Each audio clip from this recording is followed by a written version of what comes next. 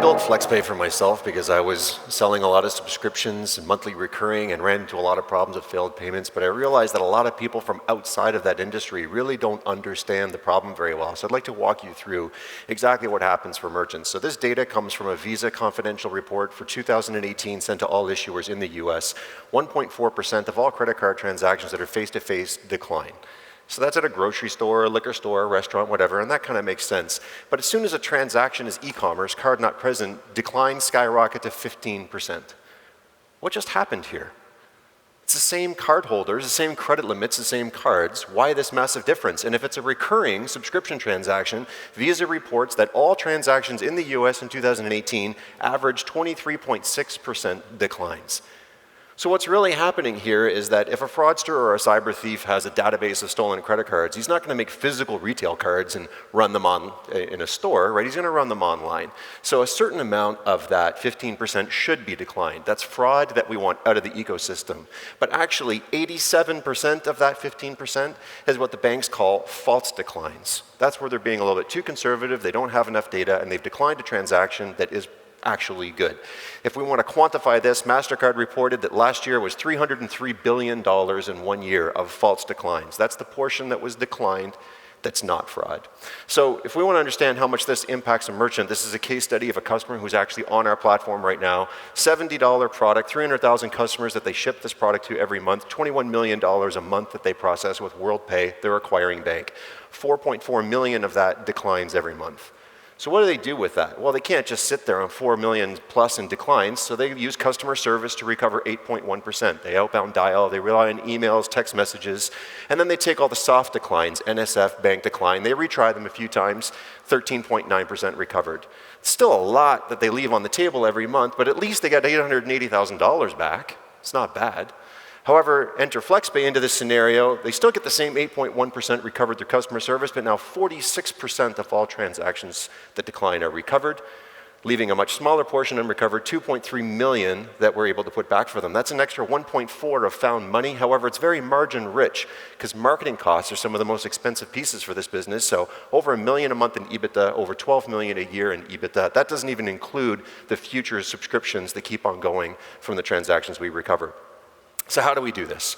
Well, right now we use proprietary data. We have billions of transaction records. We work with issuers, acquirers, and merchants to bring in proprietary database of billions of transactions, and we use machine learning to say, what do declines look like? What do approvals look like? How do we get this to work properly? That results in a 46 to 70% recovery on every decline that we touch.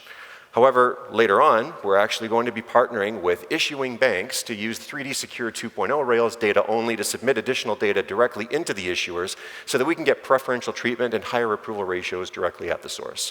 How do we make money? Well, right now, merchants pay us. Merchants have the cards. They want to make money from their customers that have already signed up to them, so they pay us only on performance, which is zero risk, which results in getting emails like this. This is an unsolicited email from the president of one of the larger clients that we have, replying to his invoice saying, this is one of my favorite emails and definitely my favorite invoice each week. Keep up the good work.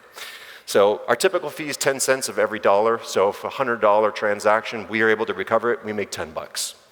How do we do this? Well, we have a killer team right here in Montreal, 36 people, just 3 blocks away from the place where Visa was born, another big piece of fintech that's been developed here in Montreal, obviously.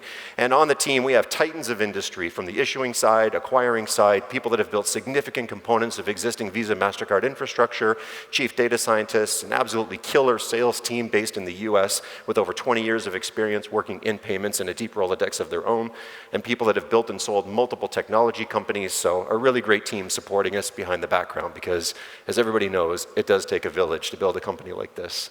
If you got a great team, you get great unit economics. Our ACV is over $5,000 a month from our enterprise customers. Our return on investment for marketing is over $4 of revenue for every dollar spent. And our bookings have recently been skyrocketing due to new partnerships that we have with acquiring banks. In fact, there's 2 ways that merchants use our technology now. They either integrate with our level 1 PCI compliant gateway. We're connected and certified with over 140 banks there to process their transactions. Or recently, we exposed our AI logic on its own callable REST API so that banks and gateways can directly integrate it with it, and then any customer within that bank with a flip of a switch can turn on Flexpay to start reducing their credit card declines. And that has been a big driver of our recent increase in bookings, those new APIs that we have integrated. So that's Flexpay. Any questions?